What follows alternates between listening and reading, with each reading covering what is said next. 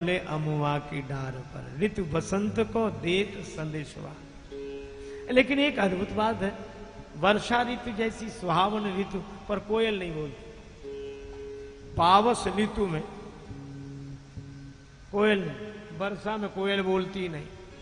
श्री तुलसीदास जी ने कारण बताया।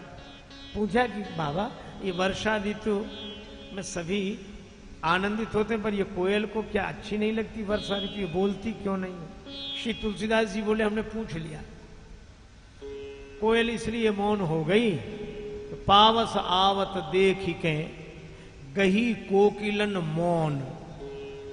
पावस आवत देख के गही कोकिलन मौन, अब तो दादुर बोली हैं हमें पूछी है कौन। अब तो मेंढक टर जाएंगे मेंढक, इसलिए। पर कोयल बसंत ऋतु का परिचय देती है। और लक्ष्मण जी को तुलसीदास जी एक जगह वसंत का ही स्वरूप देखते हैं। सोह मदन मुनि वेश जनु रति ऋतुराज समेत। तो लक्ष्मण जी हैं ऋतुराज वसंत और सीता जी उनका परिचय दे रही हैं, इसलिए बोली मधुर वचन पिक बहने। और कहा क्या, सहज स्वभाव, यह सीता जी का स्वभाव है, इसीलिए जासु कृपा निर्मल मति पावो। इन्हीं की कृपा से निर्मल मति मिलेगी। आप सोचो, वे लक्ष्मण जी के लिए कहती है सहज स्वभाव। लक्ष्मण जी का सहज स्वभाव है, इनसे ज्यादा टेढ़ा स्वभाव और किसका होगा? अच्छा, और सीता जी से ज्यादा अनुभव किसे होगा? भरी सभा में महाराज जनक को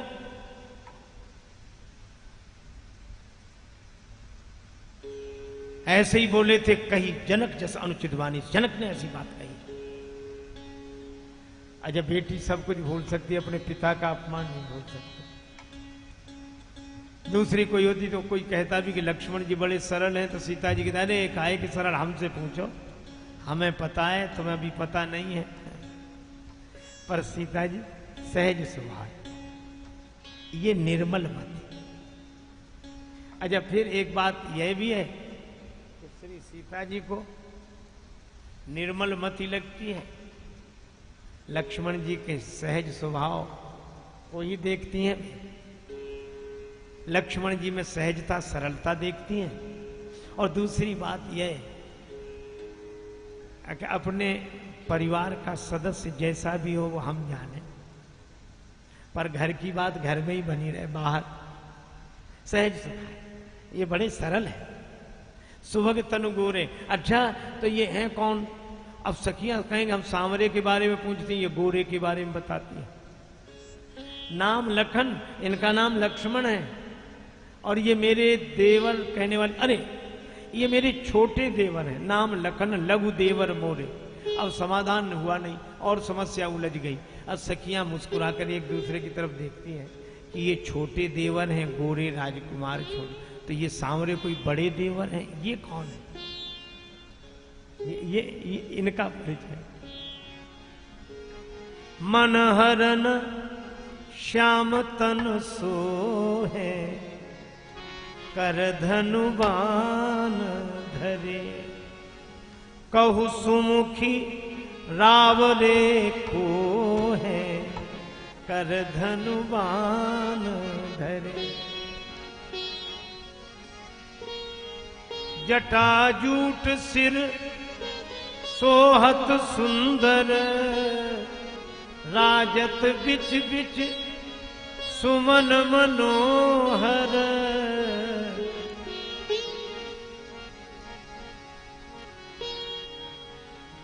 दृग अरुण तिरीछी भौं है, कर धनुबान धरे। कहु सुमुखी रावरे ये पोहे, कर धनुबान धरे। तापस वेश विभूषित बल कल, सादर तुमहि निहारत पल पल। छिन छिन हमरो मन मोहे, कर धनवान है। अब लक्ष्मण जी का परिचय तो बोल कर दे दिया। अच्छा चलो, रामचरितमानस में किस ढंग से दिया यह तो मैं आपको सुनाऊंगा ही, पर इस गीत में एक भाव, एक भक्त का सुझाया हुआ भाव कि कैसे ढंग से परिचय दिया। सुन सकुचाए सिया महारानी, बोली मधुर मनोहर वाणी, गोरे देवर सामरे, वो है कर धनुवान धरे। सामरे तो वो है कौन का जिनका परिचय वाणी से नहीं दिया जा सकता। मन समेत यही जान न पानी, राम स्वरूप तुम्हार वचन अगोचर, बुद्धि पर तो मानो संकेत ही किया। सुनी संवाद मगन भई सखियां, भरी नेह जल सबकी अखियां, राजेश जुगल पद जो है कर धनवान। अब श्री सीता जी ने सोचा कि इनका परिचय कैसे दो, तो उन्होंने एक काम किया, बहुरी बदन विधु अंचल ढांकी। अब बड़ा विचित्र परिचय पूछा गया कि ये आपके कौन हैं। अच्छा कोई किसी के लगते हो तो दो हो तब तो लगे। अब जैसे कोई पृथ्वी से पूछे कि पृथ्वी माता, ये धरती माता तुम्हारी कौन लगती है, तो मुश्किल हो जाएगी, क्योंकि वो दो हैं ही नहीं।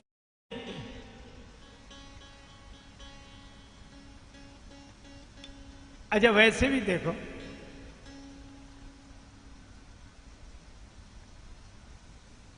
गिरा अर्थ जल बीच सम कहियत भिन्न न भिन्न। वाह, आज तो भगवान की कृपा, जय हो जय जगह। अरे सब यहाँ पधारते हैं और यहीं से तो सब जगह जाते हैं। आइए आइए महाराज, हमारे परम श्रद्धेय पूज्य श्री पीयूष जी महाराज का आगमन हुआ है।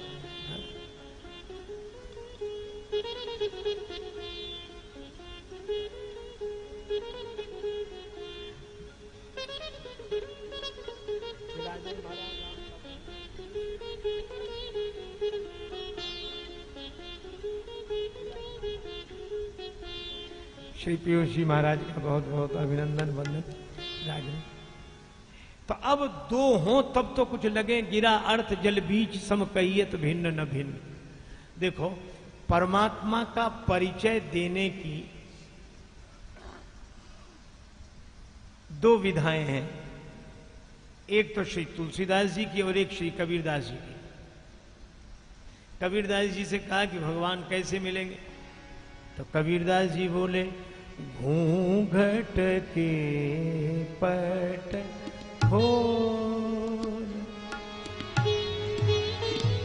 तो हे राम मिलेंगे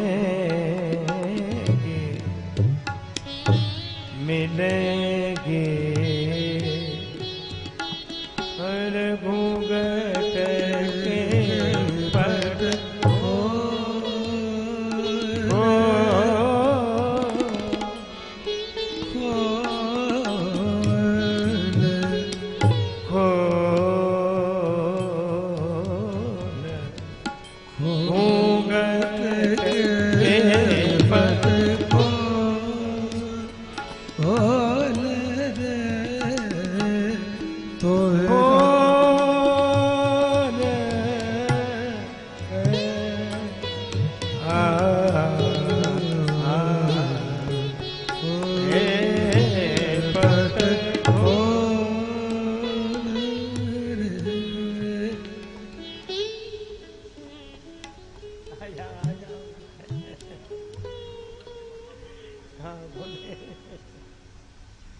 तो भाई कबीरदास जी कहते हैं घूंघट के पट खोल, ये अज्ञान का पर्दा हटा।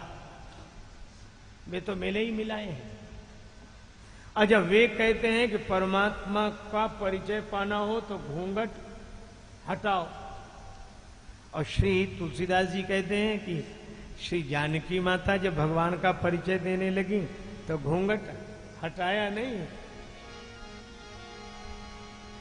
बहुरी बदन विधु अंचल ढाके, बहुरी बदन विधु अंचल ढाके, बहुरी बदन विधु अंचल ढाके, पियतनु चितये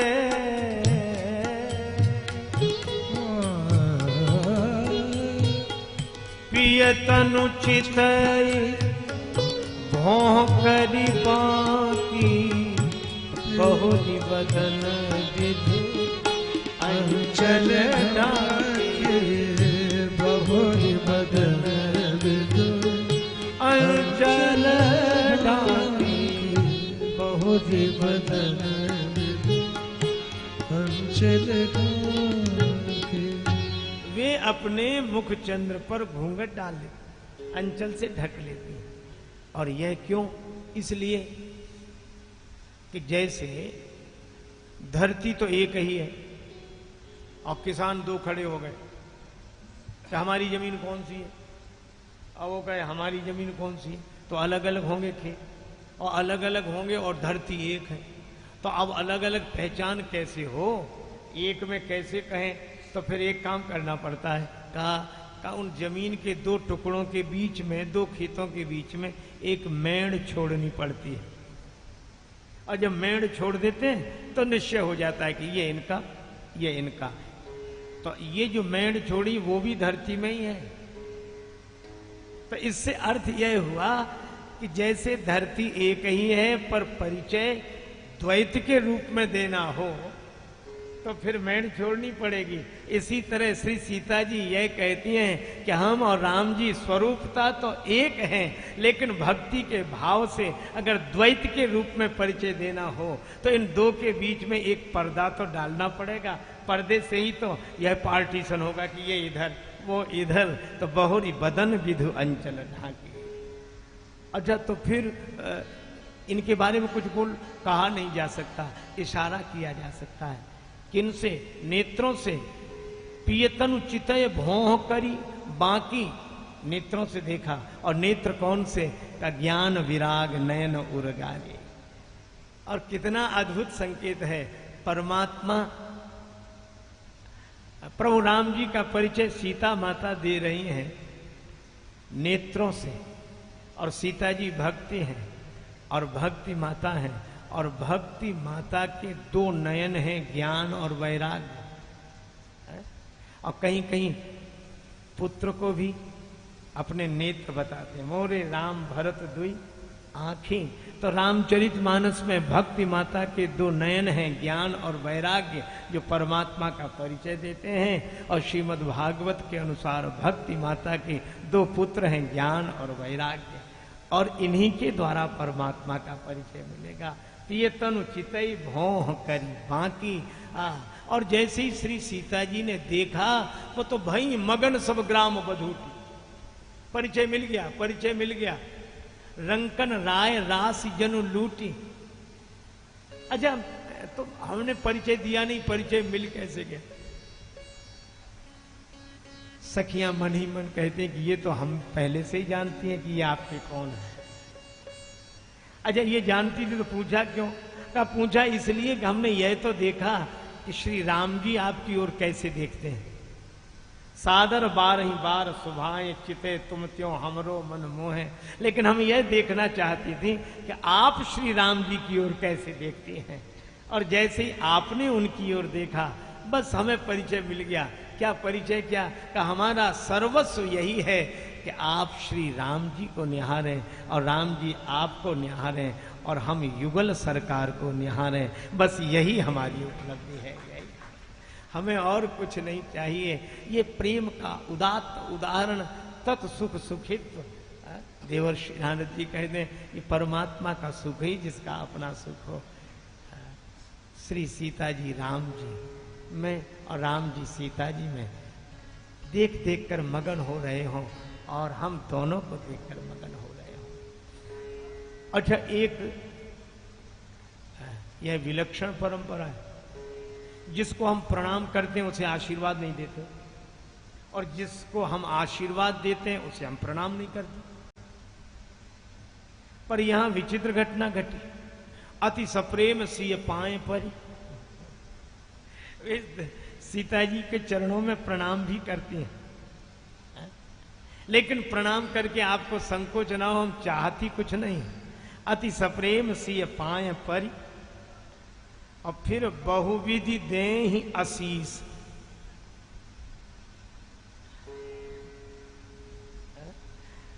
देखो, अति सप्रेम सिय पाय परी, बहुविधि देहि आशीष।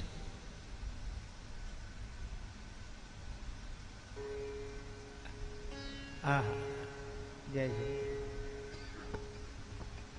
श्री सीता जी के चरणों में प्रणाम करके आशीर्वाद देते। कि हम प्रणाम तो कर रहे हैं, लेकिन हम प्रणाम करके भी कुछ चाहती नहीं। हम प्रणाम करने के बाद आशीर्वाद तक नहीं चाहते। अच्छा, क्या चाहते हैं? एक भाव स्मरण में आया, श्रावण का महीना, श्री सीताराम जी अयोध्या में सरयू जी किनारे झूलनोत्सव मना रहे हैं, झूल रहे हैं।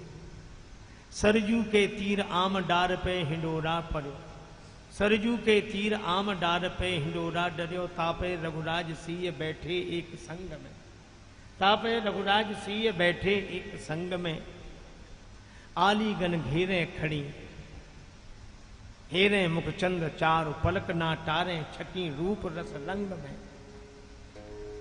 बजत सितार सखी गायन में तोरे तान, और धिग धिग तान बोल गूंजत मृदंग में, राजेश्वर आनंद अपार लहे देख देख, परत फुहार दो झूलत उमंग में।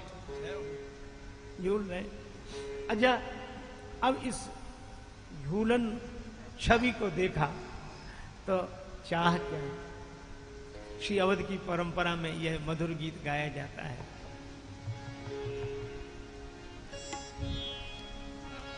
तो इस पद्य के अंत में झूले नवल हिंडोरे, और अंत में क्या कहा गया? शीश को नवाय ईश को मनाय के मुनीस। बार बार एक ही विनय कर रहे हैं। श्री मुनीश जी की रचना है, पुराने संत उनकी रचना। अच्छा, चाहते क्या है? प्रणाम, आशीर्वाद ना। नृपति किशोर और किशोरी जो आनंद है, यह हमारा मन कामा। हमारे युगल सरकार सदा प्रसन्न रहे, सदा प्रसन्न रहे। हम प्रणाम करके भी कुछ चाहते नहीं है, हम तो देना चाहते हैं। ये देवियां भी अति सप्रेम सिय पाए पर, जिन हाथों से चरण छूती हैं वही हाथ श्री सीता जी के सिर पर रख देती है।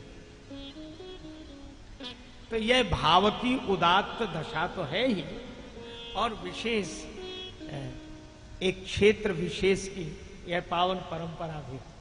श्री जमुना जी के पार चित्रकूट का की ओर गमन, यह पूरा का पूरा क्षेत्र बुंदेलखंड, और वहाँ की पावन परंपरा कि बेटी को प्रणाम भी करते हैं और बेटी को आशीर्वाद भी देते हैं। बेटी के चरण भी छुएंगे और बेटी के सिर पे हाथ रख के आशीर्वाद भी देंगे। और आशीर्वाद भी जिस शैली में वहाँ दिया जाता है, तुलसीदास जी उसी शब्द का प्रयोग करते हैं। अति सप्रेम सिय पाए परि, बहुविध देह आशीष। और आशीष में कहते हैं सदा सुहागिन हो तुम, जब लगी मही अहि शीश। अब राम जी का रुख देखकर लक्ष्मण जी ने आगे का मार्ग पूछा, तो सब संकोच में पड़ गए। लेकिन क्या करें, किम चली हैं मार्ग अगम सुट सुकुमार शरीर। श्री सीताराम लक्ष्मण विदा हुए निखाद राज को, और ये देखते ही रह गए।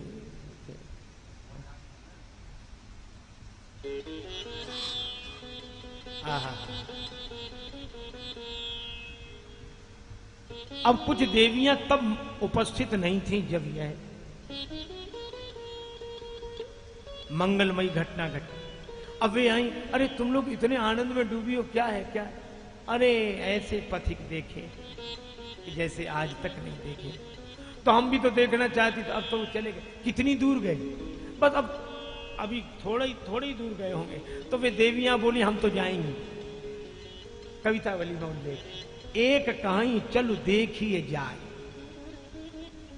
वे देवियां आपस में बोली चलो अपन तो चलते हैं। तो वे क्या रुक जाएंगे जो तुम देखोगे? वे भी तो आगे बढ़ते जाएंगे। तो एक कहीं चलो देखिए जाए, जहां सजनी रजनी रही हैं। कहीं तो रात में रुकेंगे। जहां सजनी रजनी रही है, तो रात में तुम्हें दर्शन होगा? रात में दर्शन तो नहीं होगा, पर सुख पाई है कान सुने बतियां। उनकी बातें सुनकर कानों को सुख मिलेगा। तो जब तुम देखोगी नहीं तो तुमसे बात करेंगे। अरे हम कब कहते हैं हमसे बात करें? कल आपस में कछु तो कही है, आपस में तो कुछ बात करेंगे और उनकी आपस की वार्ता सुनकर हमें बड़ा सुख होगा। और सवेरा होगा तो दर्शन करेंगे, फिर लौट आएंगे। क्या कहेंगे घर वाले, परिवार वाले, कैसे भाग कर गई और वहां ये जो अपयश, ये कलंक लगेगा। सो सखियां, वे देवियां बोली, कही है जग पोच न सोच कछु। कहे दुनिया जो कहना हो, हमें चिंता नहीं। कही है जग पोच न सोच कछु, फल लोचन आपन तो लही है। हम तो जाएंगे। राम जी समझ गए कि हमको कोई इतने हृदय से पुकार रहा है। तो राम जी ने कहा कि नहीं नहीं, तुम्हें कलंक न लगे और तुम्हें दर्शन ही हो जाए। तो राम जी बोले चलो हम वहीं आए जाते हैं। तो बाहर से तो रहे मन में, बाहर से तो रहे वन में, और भीतर से प्रकट हो गए मन में। तो तुलसी अति प्रेम लगी पलकें, प्रेम में उन देवियों की पलकें बंद हुई तो पुलकी। तुलसी अति प्रेम लगी पलकें, तो पुलकी लखी राम हिये महा है। राम जी तो हृदय में ही है, हृदय में।